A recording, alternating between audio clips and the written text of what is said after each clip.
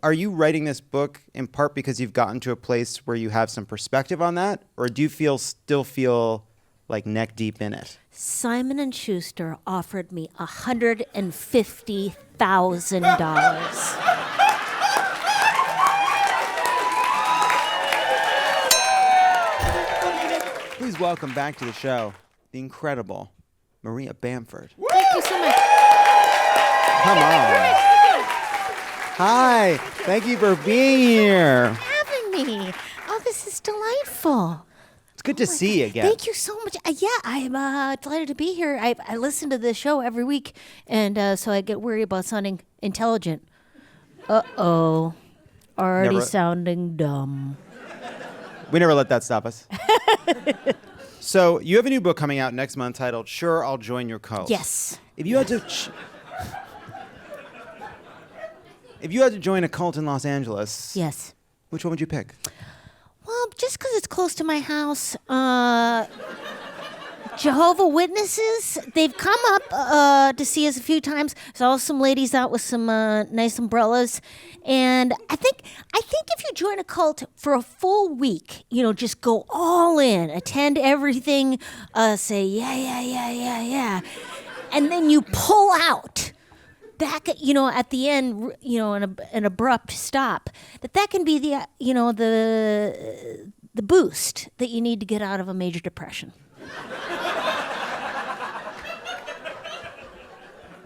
No bad ideas in a brainstorm. No, exactly. That's very sweet. For me, I'd pick Scientology. Yeah. And let me tell you why. It's close to my house. Right? That's a really good reason. Yes. I appreciate that. Geography. But also, and people get very upset at me when I say this, but I continue to say it, which Tom Cruise seems cool. And the man would die to entertain us.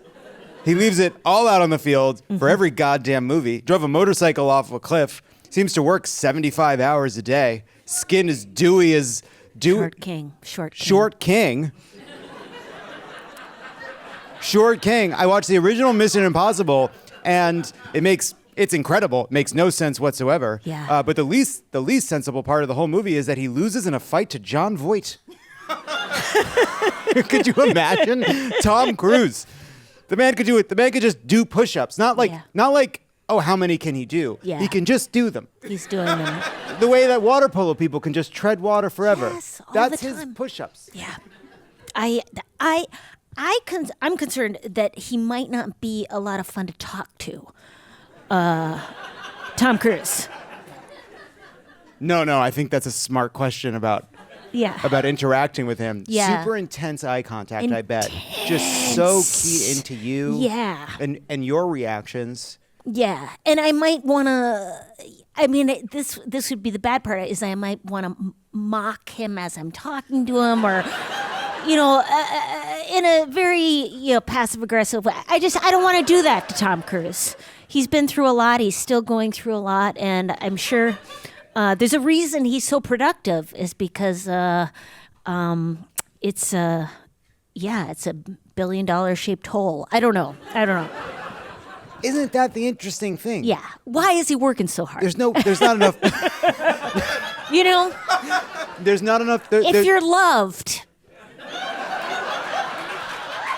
you got no more ambition. There's no reason to keep, I gotta keep hustling. No, I've got 2 pugs at home. They're old. They don't even want to walk around the block. They fucking love me. I don't need to do anything more. I don't need to. Although I am here. That clearly suggests I care a little bit. Yeah, they're still so, but maybe maybe your bucket is smaller than his infinite bucket, God, and everybody's bucket needs some water. Yeah, and some people's buckets are bigger than others, and some people's buckets have holes in it. His seems to have a hole in. There's a hole in his bucket, and he puts all the water in, and he's like, bone dry, more water for the fucking bucket. He's going to be out at the Bob Hope Airport, which will soon be called the Tom Cruise Airport, and he'll be out there in his little wheelchair shaking everybody's hand when he's 99. Yeah. Like just like Bob Hope did, just like needing to get out there and feel useful on that level. I mean, I don't want to sound negative about that. I love the Burbank Airport.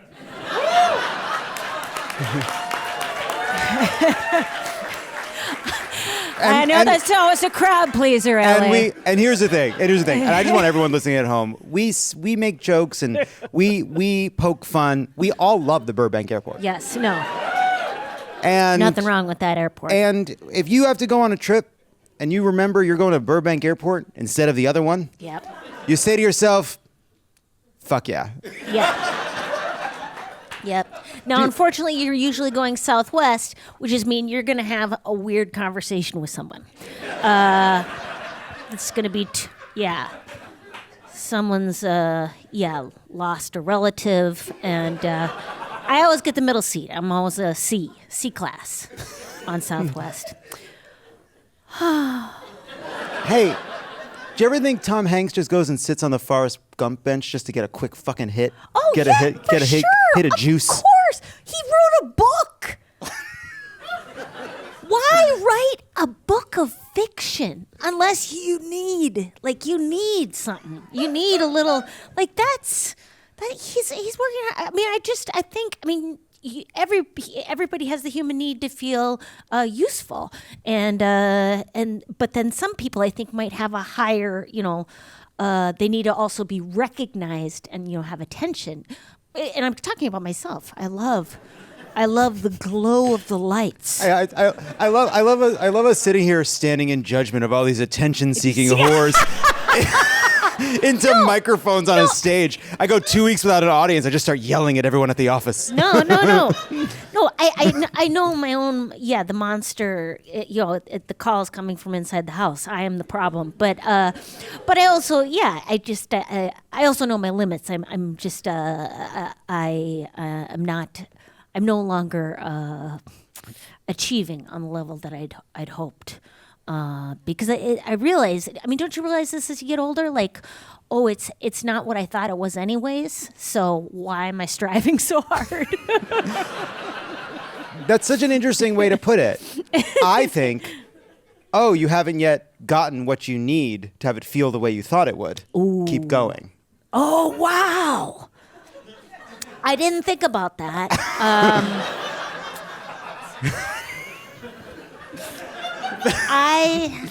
I thought I was more like, this is good enough, or that felt bad. I think I better stop.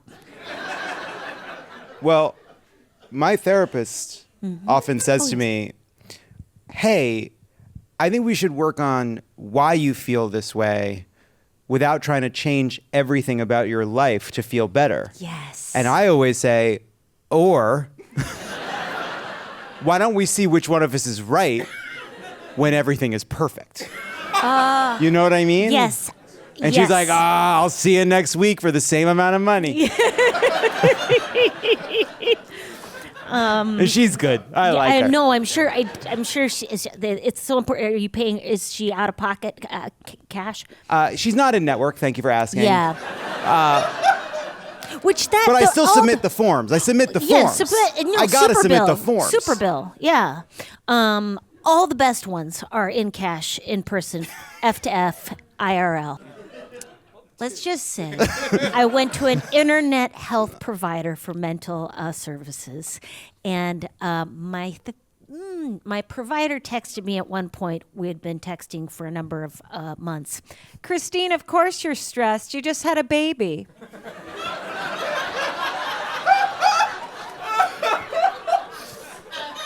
Now, I know therapists are toggling a lot of people. I get it. We're all distracted. But and it did make me think. I have nothing to worry about. I don't have a baby.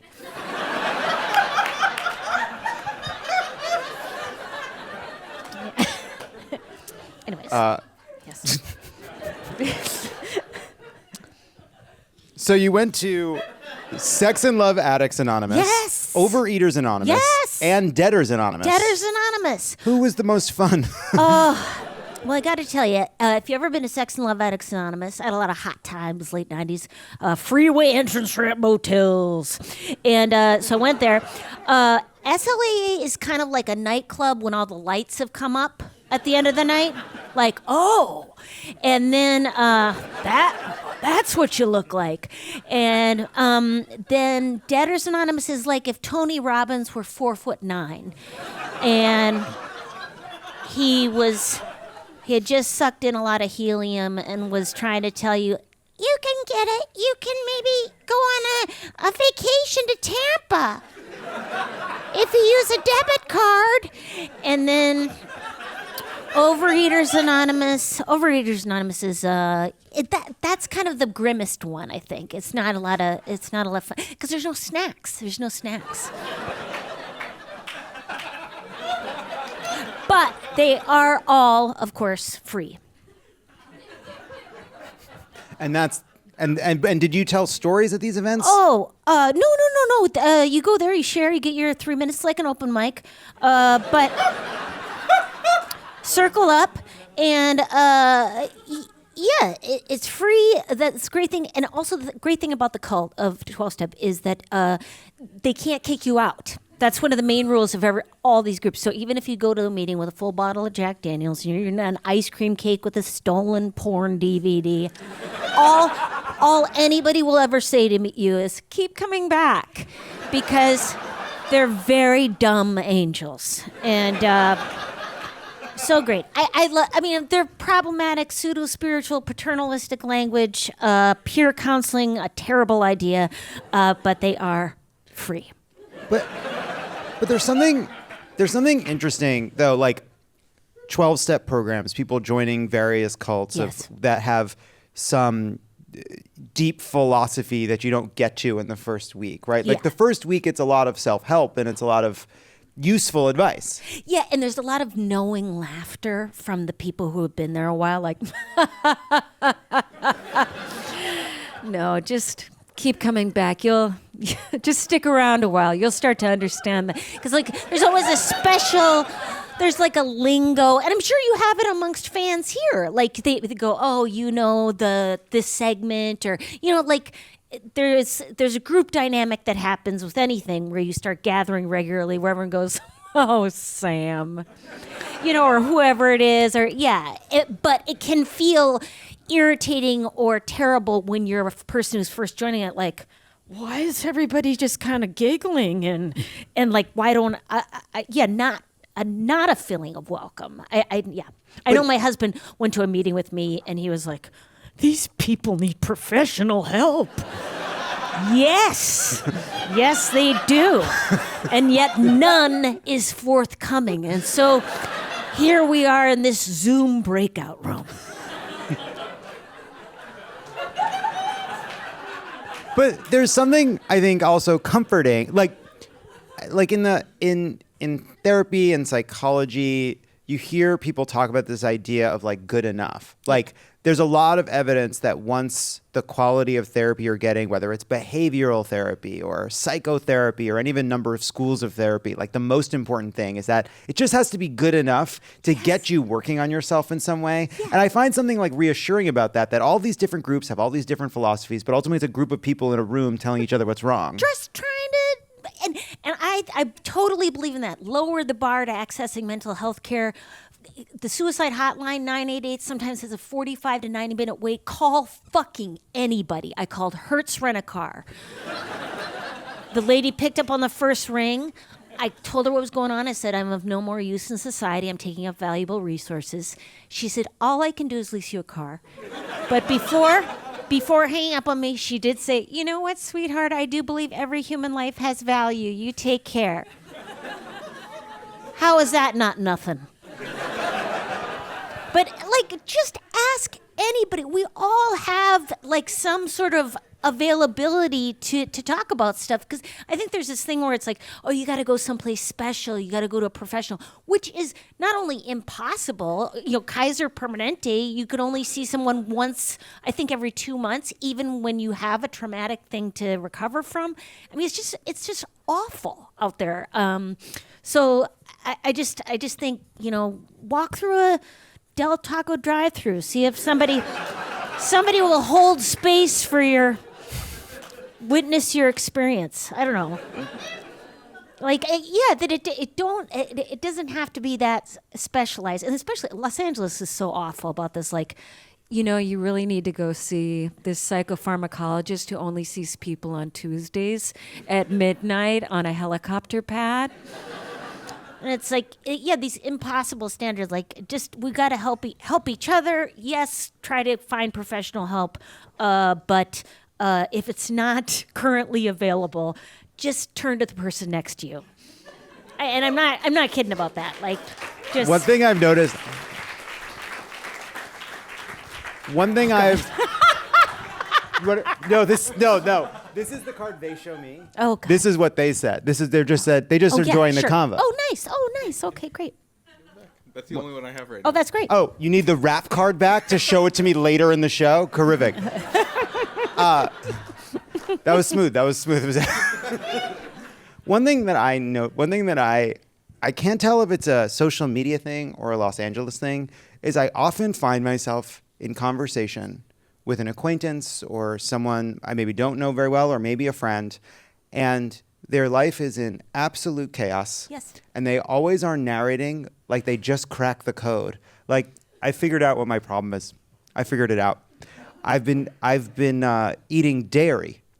And it's like, you just said your girlfriend opened up your relationship without telling you. Yeah. You're living in your car. There's so much more there. I think, and I have had an eating disorder, so that is one thing that will take your mind off anything is a diet.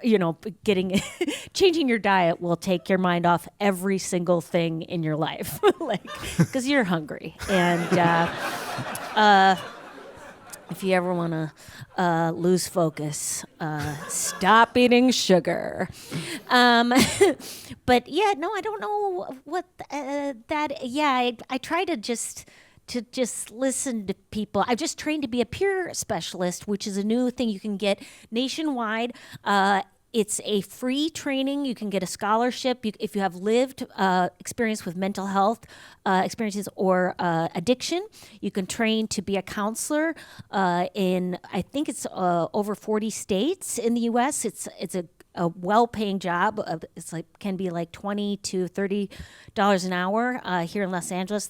And I just trained to be when I have to pass the test. I haven't passed the test yet, but Hey, you've got this. Well, all right, thank you. But yeah, there are ways. I think that can be a way or I'm hoping to be more helpful because people are looking for help through social media. Like, people will text me, like DM me through Instagram, and I'm like, oh my God, go to a hospital. And I get it. The hospitals are crowded and maybe they're going to turn you away. And once you get inside the hospital, which I have done myself, that isn't necessarily a solution. You're not going to kill yourself, or they're going to try to get you not to kill yourself. You can figure it out if you want. Come on. And set your mind to it. There's a tree. There's a tree in the courtyard.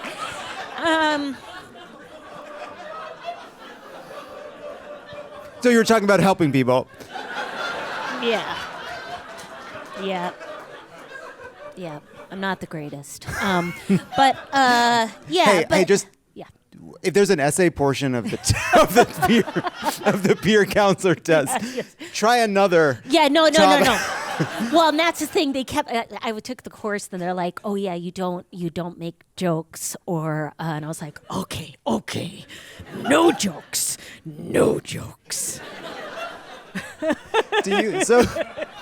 So I have loved your stand-up and your specials for such a long time, and it's been such a kind of hallmark of how you talk about yourself on stage is you're narrating these challenges that you face. Like that special you did in front of your parents, which was amazing. Oh. So much of it was about your struggles with anxiety and your own insecurities.